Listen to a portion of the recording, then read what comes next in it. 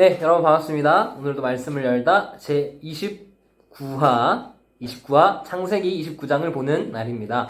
네, 여러분 벌써 이번 주의 마지막 금요일이죠. 이번 주 벌써 금요일인데 여러분들 우리가 꽤나 오랜 시간 동안 지금 말씀을 열다를 달려왔는데 슬슬 여러분들이 지쳐가는 걸 전사님이 살짝 느끼고 있어요. 쉽지 않죠. 우리가 벌써 이걸 한 지가 29화니까 5주, 6주 이렇게 됐는데 여러분들 충분히 지칠 수 있다고 생각을 합니다. 하지만 우리가 언제 모일지는 모르겠지만 곧 모일 것 같으니까 우리가 그때까지 이 피가 되고 살이 되는 하나님 말씀을 좀 잘 배워놓고 공부해놓으면 여러분들 평생에 기억에 날 수 있을 거라고 선생님 믿습니다. 자, 오늘은 창세기 29장.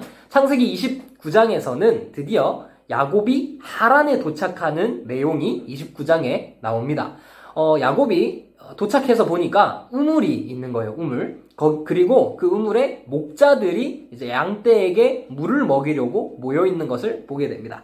그래서 야곱이 그들에게 가서 너희가 어디 사람들이냐? 라고 물어보니까 그 목자들이 우리는 하란에서 왔다 라고 말을 하죠. 드디어 이 하란 땅에 도착을 한 겁니다. 그래서 야곱이 혹시 라반이라는 사람을 아느냐라고 물어봅니다. 여러분, 라반이 누구였습니까? 바로 야곱의 엄마, 누구? 리브가의 오빠가 바로 라반이었죠. 쉽게 말하면 야곱의 외삼촌이 바로 라반이었습니다. 그래서 라반이 누군지 아냐라고 물어보니까 목자들이 우리가 안다라고 말을 합니다. 그러면서 지금 그 라반의 딸 라헬이 양을 몰고 오고 있네 라고 야곱에게 말을 하죠. 딱 그때 그 라반의 딸 라헬이 딱 등장을 하는 겁니다. 그래서 딱 야곱이 라헬을 보니까 빠바바밤 하는 이 소리가 탁 울려 퍼지는 거예요. 왜? 라헬이 정말 예뻤거든요. 엄청 아리따운 여자가 이렇게 오는 겁니다. 그런데요, 이 당시에는요, 우물을 엄청 큰 돌로 이렇게 막고 있었어요. 우물 입구를 엄청나게 큰 돌로 막고 있었기 때문에 여자 혼자서는 절대로 이 돌을 옮길 수 없었습니다. 그래서 야곱이 딱 상남자답게 딱 나가가지고 이렇게 나와보세요 하면서 돌을 라헬 대신에 이렇게 옮겨주고 양떼에게 물을 먹여줍니다. 그러면서 라헬에게 자신의 외삼촌이 라반이고 자신의 어머니가 리브가다라고 이렇게 말을 하면서 우리는 같은 생질입니다 라면서 확 엉엉 웁니다. 그래서 라헬이 달려가서 자신의 아버지 라반에게 이렇게 라헬이 알려줍니다. 야곱이라는 사람을 만났습니다. 우리의 생질이랍니다 라고 알려주니까 이제 라반과 야곱이 드디어 이제 만나게 되는 거죠.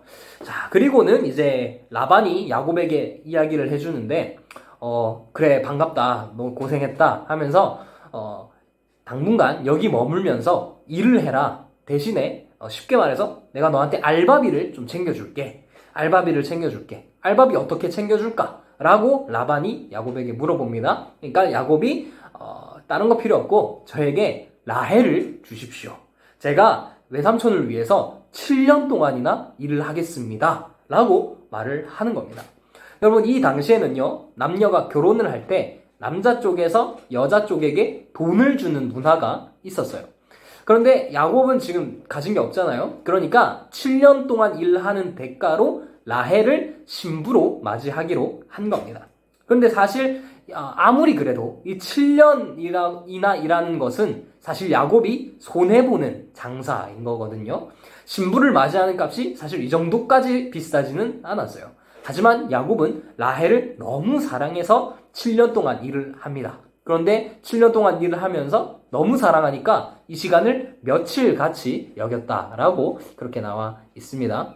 그렇게 드디어 이제 7년 동안 야곱이 일을 하고 이제 야곱이 라반에게 찾아가서 이제 라헬을 내 아내로 주십시오 라고 요구를 합니다. 그래서 라반은 알겠다 라고 하고 이때 당시에 결혼은 엄청나게 큰 잔치였거든요. 그래서 그곳에 있는 사람들을 다 모아서 잔치를 막 베풀어 줍니다.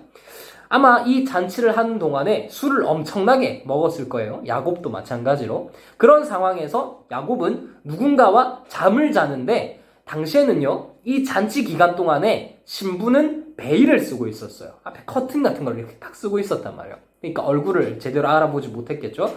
그래서 야곱은 당연히 라헬이라고 생각을 하고 잠을 잤는데 아침에 일어나서 보니까 알고 보니까 라헬의 언니 레아였던 거예요. 레아. 라헬의 언니 레아가 있었거든요. 라헬이 아니라 레아였던 거예요. 자, 그래서 딱 진상을 알고 보니까 라반이 라헬을 야곱에게 바로 주기가 싫어서 라헬의 언니 레아를 야곱에게 보낸 겁니다. 한마디로 야곱이 라반에게 완전히 속아 넘어간 것입니다. 그러면서 하는 말이 우리 지방에서는 언니보다 동생을 먼저 주는 법이 없다라는 억지를 부립니다.